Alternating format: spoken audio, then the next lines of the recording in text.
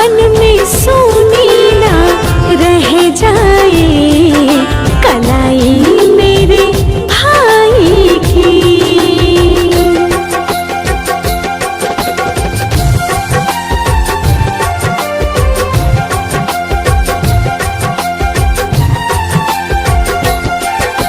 चांद सितारों से भी प्यारा भैया मेरा दुलारा, वो जो नहीं तो सोना लगे रोशनी जग सारा।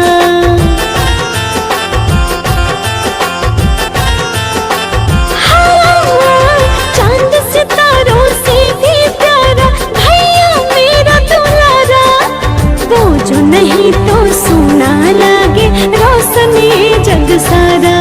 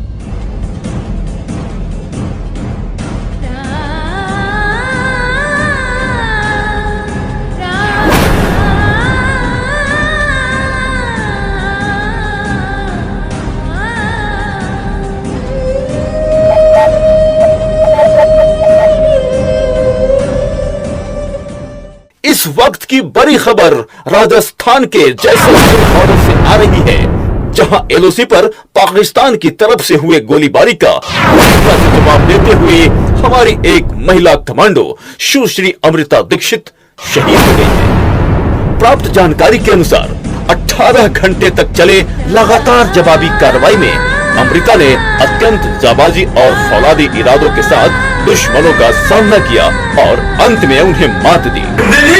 ऐसी जाबाज बेटी को हमारा हिंदुस्तान सलाम करता है।